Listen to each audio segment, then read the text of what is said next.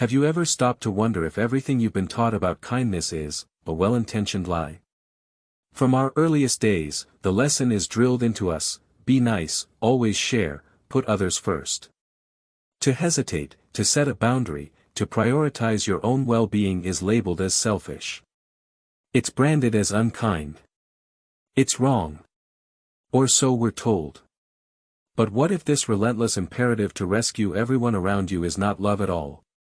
What if it's a subtle form of interference, disguised as compassion, a well-meaning obstacle that stands between a person and the vital, gritty lessons life is trying to teach them?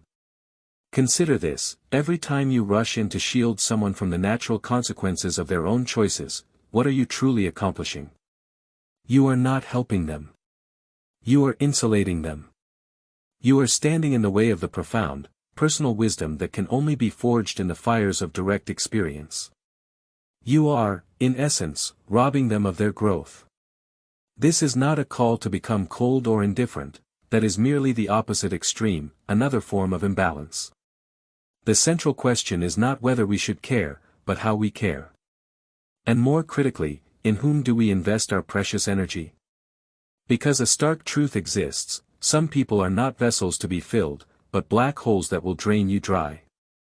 They will take, and no matter how much of your soul you pour into them, it will never be enough.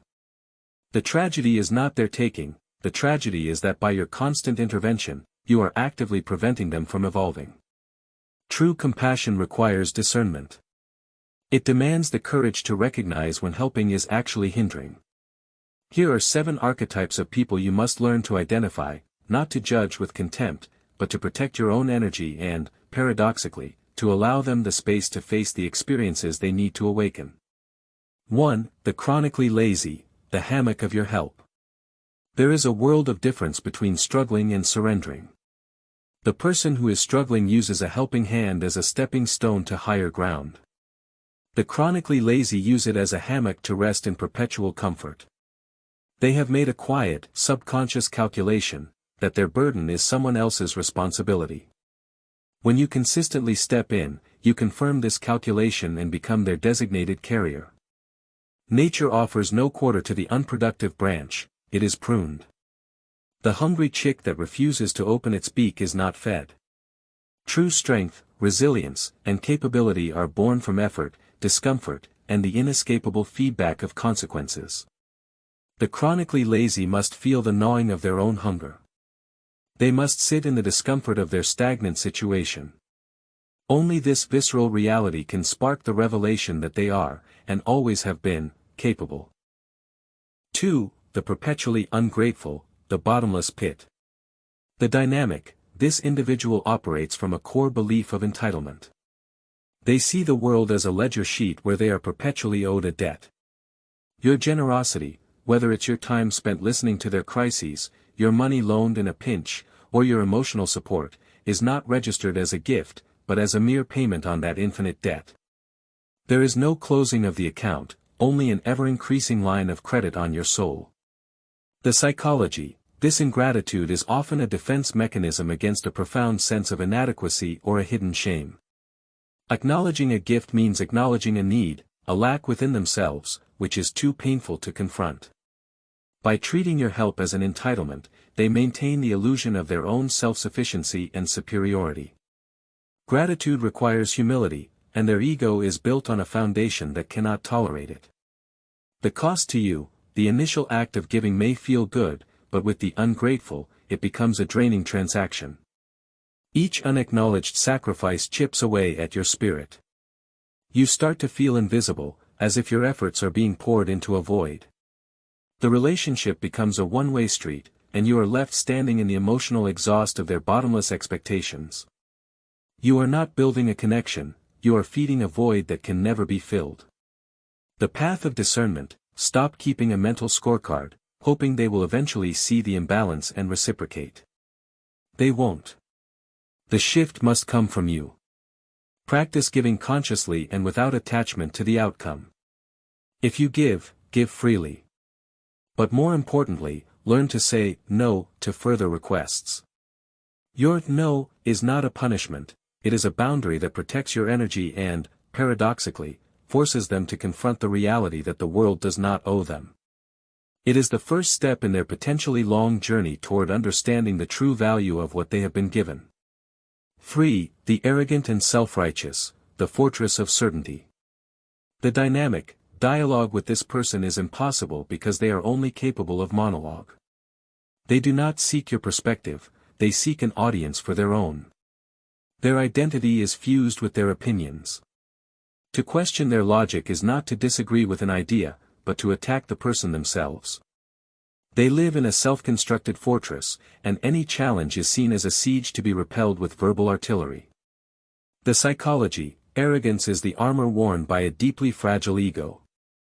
Underneath the bluster lies a terrified fear of being wrong, which equates to being unworthy, unlovable, or stupid. Their certainty is a desperate attempt to control a chaotic and confusing world.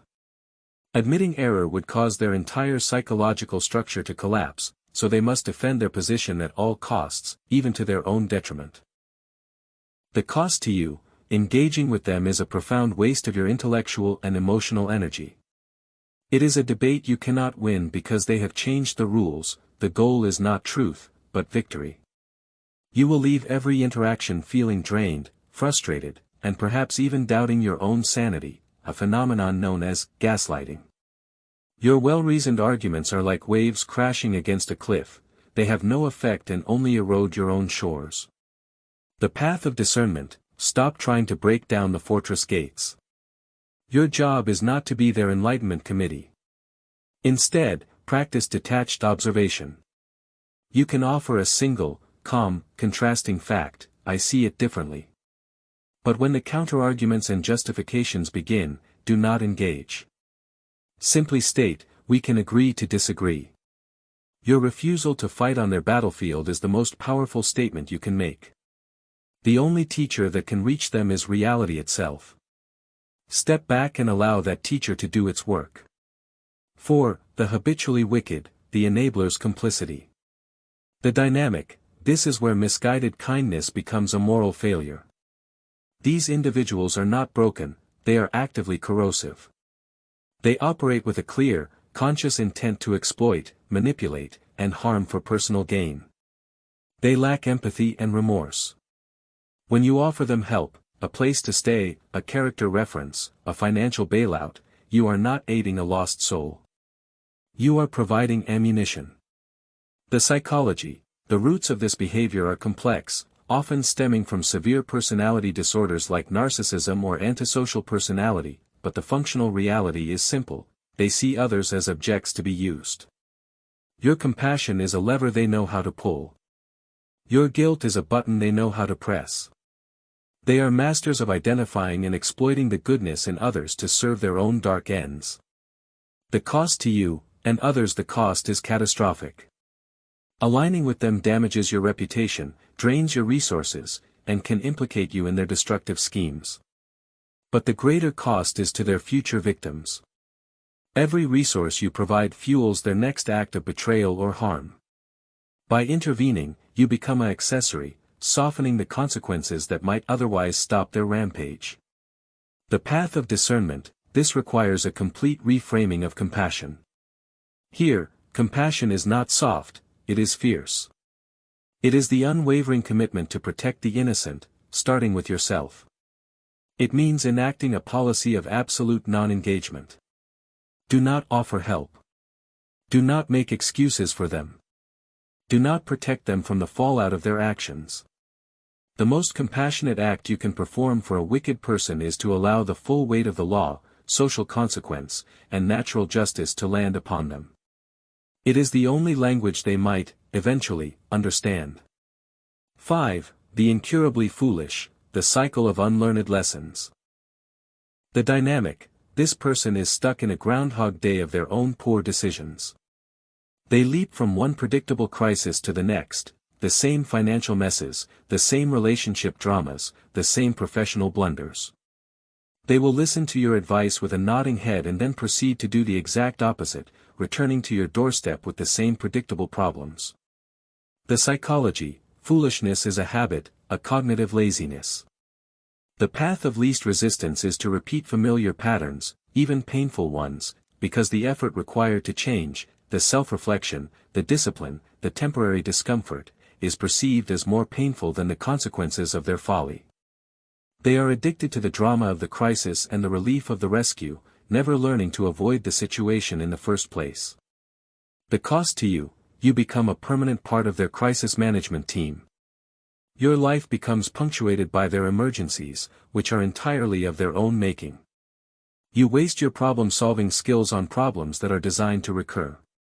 You are trying to fill a bucket with a hole in the bottom, growing increasingly frustrated and resentful as you watch them casually drill new holes. The path of discernment, you must stop being their safety net.